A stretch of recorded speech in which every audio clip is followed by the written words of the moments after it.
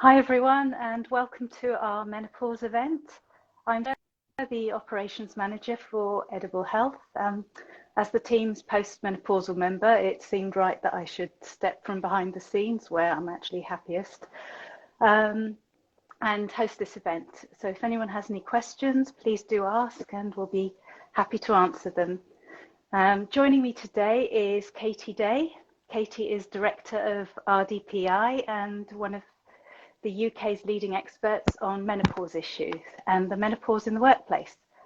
Associate of the British Menopause Society, Katie works in partnership with two professors of gynecology to ensure she delivers the most up-to-date information and data to her clients. Please do check out Katie's Insta account, Midlife Matters, for a wealth of menopause-related info.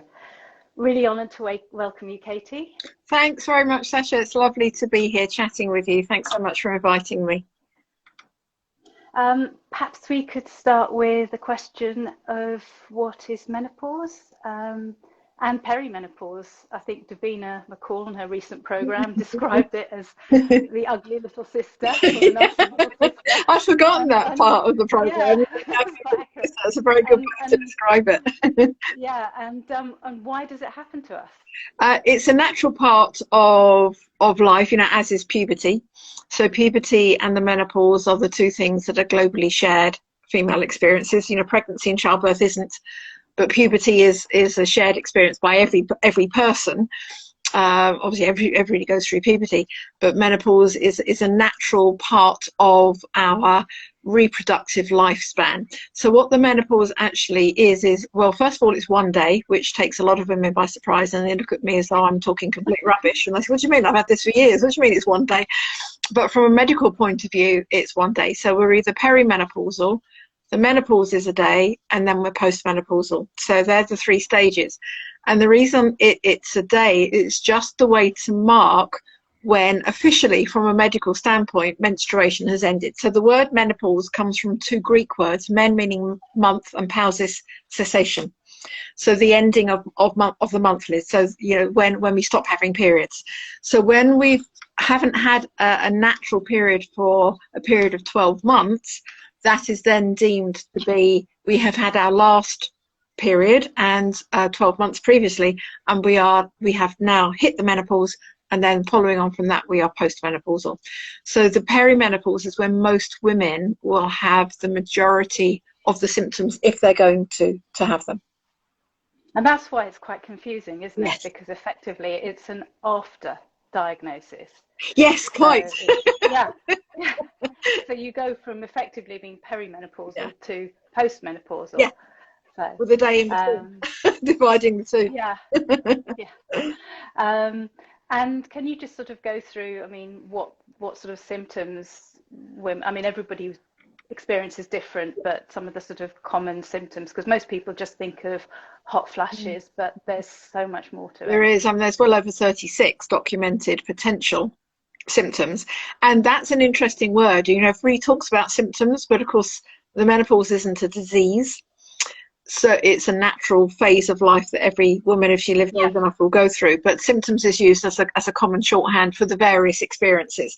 So yeah, they are wide and varied, and they tend to go over quite a few different sections. So from general well-being to mental well-being to emotional to urogenital, sexual, etc., personality, character. Everybody knows about hot flushes, but actually not every woman will have them. Some women sail through the whole process without any. I haven't met many of them, but apparently they do. I had about 20 or 30 a day, I think, for about 3 years, which was a little bit exhausting. But so that's the most common. But what I find with the thousands of women I've worked with, what hits them the most and what they're not expecting is the emotional well-being impact. Yeah. So the fact that they feel their confidence is hit the floor, the fact that they lose their self-esteem, the fact that they get the brain fog, that they feel not able to function in the way that they used to, whether that's just from a social point of view or whether that's from a work point of view. So it's that can be the most discombobulating, because it quite often comes as the biggest shock because they're not expecting it. Then you've got the joint aches, the fact that the not only with the cognitive function with estrogen, but you also got testosterone impacting on our speed of thinking. and our ability to think on our feet. So we've got both of those hormones affecting our cognitive functionality, which can be very disturbing for a lot of women. Yeah, and a lot of women will be thinking as well that it might just be, especially if they've got busy family lives or they're at the peak of their careers, they might have, if they've got families, they could well have like ranging from small children to teenage hormone, very sort of teenage daughters. I mean, it can be, they might just be thinking that it's just sort of just stress. And putting it all down to stress. Absolutely. As opposed to thinking, actually, do you know, there's something else going on here. I mean, really, there's so many myths surrounding this. There are. From my experience, I didn't even consider getting help because I didn't know what help there could be. And to be fair, really mine was probably limited to sort of the hot flushes, but what got to me was the sleep deprivation. And it was only after probably about 2 years of just not sleeping that I thought, oh, do you know, I'm just going to look into this, because actually I'm so tired that I can't cope with things that would just I brush off normally. But also there was so much information on sleep and the importance of sleep. I thought, I'm damaging my health more, so let's look into what I can do. I was taking some supplements which were really helping, but eventually the sleep thing just got too much, and I thought, so that's when I looked into it, and realized, do you know what, all those myths and all that information that I remember reading about and saying to my mother, oh my God, Mom, are you taking HRT? You shouldn't be taking it, it's dangerous. Actually, they were so wrong, and things have come a long way since then. So if perhaps you could kind of talk us through. Well, there were 2 big studies done in the early 2000s, the Women's Health Initiative and the Million Women Study, one in the US and one in the UK. And both of those created the global banner headlines, HRT causes breast cancer, and the world 20 years on is still recovering. Both of those studies have been discredited on a number of occasions. A lot of the scientists have removed themselves from the studies because they were so flawed, yet the world is still recovering. And the HRT preparations that were used 20 years ago are not the HR preparations that are used now. So nothing now is chemical. All estrogen, whether that's a tablet, a gel, an implant, a patch, a spray, because there's myriad ways we can get HRT into our body now, all come from soya plants and yams. You can get a progesterone that comes from a yam plant, which is utrogestan. So it is all body identical. You know, you don't need to spend a lot of money getting it from these compounded clinics, which haven't undergone strict regulations. The HRT you can get from your GP has undergone the strict clinical trials, and it is body identical. So it's so far removed from the HRT that used to be prescribed. Yeah, that's what reassured me, really. And for me, it made a difference within a week. I was sleeping again. I think one of the things that's important, though, is there's still a lot of people who, for quite valid reasons, don't wish to take HRT, and then there's people who actually can't take HRT. I think it's important for them to know there are lots of other ways and other things they can do. Unfortunately, there's just not, you know, if they go to their GP, they might not necessarily get the advice they're looking for. So could you perhaps go through sort of alternative things that people can look for if they don't wish to go down the HRT route? Absolutely, because nothing is for everybody. Nothing works for everybody. No. And sometimes they complement each other. They do, well. Absolutely. And HRT isn't for every woman. Not every woman wants to. Not every woman, as you say, actually gets on with it and is able to. So some of the things that we can do, there are 3 things actually that the British Menopause Society talk about as viable options to HRT. One of them is yoga, the other one is acupuncture, and the other one is cognitive behavioural therapy. So they come recommended by the British Menopause Society as being really good potential alternatives. other things we can do, obviously we can look after our joints with collagen, because we all start to lose collagen from our mid to late 30s, regardless of gender. When we start, I think it's even earlier. I think yeah, but it as starts to deplete in the yeah, 20s. yeah, and as we start to lose our levels of estrogen in women, that collagen loss speeds up quite dramatically in women as we start to lose our levels of estrogen in the perimenopause, which can kick in from mid 30s onwards, really. If you think anything from 45 onwards is a natural age for menopause, and the perimenopause can be 10 years. So actually we're looking at anything from 35 onwards, our collagen levels start depleting even more quickly. Yeah. So that's really, really important for not only our joint health, but also vaginal atrophy, because the reason we potentially get vaginal atrophy is the vaginal walls get really, really thin is because of the loss of collagen, which has an impact on the mucous membranes, which causes painful sex. So one of the ways to support ourselves from that is to keep replacing the collagen. It's so important.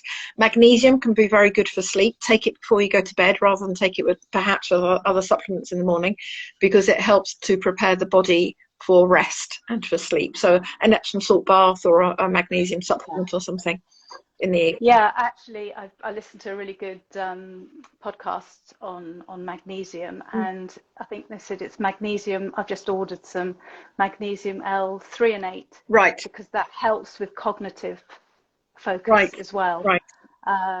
So I'm going to give that a shot as well. But I mean, one of the good things with the collagen as well, because estrogen, affects every cell in the body, and one of the things that women experience is a lot of women experience hair loss. Yeah. We all think, oh, you're going to get, issues with your skin elasticity, but actually the effect on your scalp and the lack of estrogen in your hair follicles is what I think causes hair loss And for a lot of women. also is testosterone dominance. So as we go through menopause, we have more testosterone in our bodies than estrogen. And one of the potential impacts of testosterone dominance is thinning hair. Yeah. So that is another good thing that collagen is absolutely great for. And I know Edible Health, we do an anti-aging one, which actually just isn't just about skin and beauty. It's got all sorts of fantastic ingredients like biotin, resveratrol. Biotin is particularly good for hair loss, keeping your hair kind of nice and shiny. And I tend to kind of mix that up with the regular collagen as well. So sometimes if I'm just having a cup of tea, I'll stick the regular collagen powder in. But if I've done a particularly hard workout, and I do tend to do sort of activities that are quite stressful on the joints, like things like mountain biking, martial arts, so my joints will take quite a battering, and I just find the collagen is sort of an essential for me. Yeah, I mean, I'm on HRT. I still take collagen every day. Yeah, well, likewise. I just I think, as I say, they really do complement each other. Vitamin D is another really important one, but that's important for everybody. Yes, it is. It's very, very true, and higher doses than people think. Yeah, as well. And I mean, there's lots of other things apart from, as I say, apart from HRT, but also even if you're on HRT, I think, did you say acupuncture was yoga, and cognitive behavioral therapy? Yeah, they've proven under clinical trial, which is interesting. So they come as evidence-based alternatives. Yeah, but also I think the importance of nutrition, whether or not you're an HRT, because you just won't necessarily be able to eat what you used to eat. You've got to be, I think, more careful about good nutrition. I mean, lots of sugar is a no-no. Well, actually, any sugar is a no-no. It not only is it bad for central adiposities, a medical term, or middle-aged spread is a non-medical term, but it also is really bad for our gut health. And our gut health is very important. And it also makes us look old, because it further decreases the elastin and collagen from our skin. Refined. I think it's one of the makes us look old. Gives us wrinkles. I think it's more aging than the sun, actually, isn't it? Sugar. Refined sugar breaks down collagen particles. Absolute killer. So I really to avoid it as much as possible, and stick to 65% whole grains, whole wheat, fruit and vegetables, 10% good fats like omega-3s, olive oil, avocados, and 25% really good protein. And it's actually the 65 and the 10 is the same regardless of what diet we follow. It's the protein that will change. So that's animal protein or legumes, chickpeas, beans and lentils if you're vegetarian or vegan. Our standard regardless of how we choose to get our protein. Exactly. And I think the other sort of crucial thing is, well, I mean, yoga is great, but actually any movement. Absolutely. And in fact, people often think, oh, as you get older, you need to slow down a bit. You don't. You actually have to move more and work harder. I know. Movement as you get older is crucial. Yeah. Use it or lose it, I think is the phrase, but it's so true. Another sort of question, really. I mean, I was very lucky in that my local surgery had very good GPs who were trained in menopause, which I know isn't always the case. I think there's still, not enough training is there for GPs on menopause. I believe it was an online module. I don't know if that's changed now. I know there's a lot of campaigning, and I know you've been working with one of the ministers on that. Yeah. But sorry, excuse my dog barking in the background. But I know a lot of people don't get the support they need from the GPs. So have you got any tips on how someone can get the best out of their GP? Basically, how they can be listened to and not get prescribed antidepressants or, in some cases fibromyalgia drugs because their joints ache. No, I know. Oh gosh, I know. Well, probably the first thing to do is to phone your surgery and ask if they have a specialist in women's post-reproductive health, because it may not be the doctor, it could be a practice nurse. So they could have somebody who has had specific training around women's post-reproductive health. So that's probably the first question to ask. If they don't, it might be phoning around your local surgeries to find one who has and changing your surgery. You can also go on the British Menopause Society, put in your postcode, and it will come up with the list of members closest to where you live. So that's a way to find out medical professionals who have joined the British Menopause Society. So that's some pre-work that you could do. If none of that brings up any joy and you haven't got anybody near you who's got a specialist, the key really is to go in with as much information as possible, because you may find a GP or a practice nurse who has more information than you on the menopause, but it's probably unlikely. So if you can upskill yourself with as much information as possible, so any pushback that you get from the GP, you've got an answer for. That's really, I kind of come up with a script for my clients for any pushback that they may get, that they may have. You can only be on 5 years. Well, actually, doctor, that's really interesting, because if I show you this proof here, that actually that's, so you've got to go in, ideally with tangible proof. Look at the NICE guidelines, because the NICE guidelines are the guidelines by which all GPs should be operating. Find the bits that are relevant for you, print it off, highlight it in a yellow highlighter and show it to them, because they are the guidelines. Yeah. That's how they're meant to be operating. That's how they're meant to be serving you as their customer. So go in with as much information, do as much research as you can. Contact me for a script. Tell me what the issue is and I'll tell you what to say. And sometimes actually it's interesting with testosterone. The amount of women I've spoken to who have said they've lied, because at the moment testosterone is only licensed if your libido has gone for a walk. Yeah. And for a lot of women, they say my libido is fine, but my cognitive function is rubbish. So I've got to lie to get what I want, which shouldn't be happening. But at the moment, that's probably the only way you're going to get it. Yeah, and it makes a big difference to it can make a big difference to energy levels as well. It really can.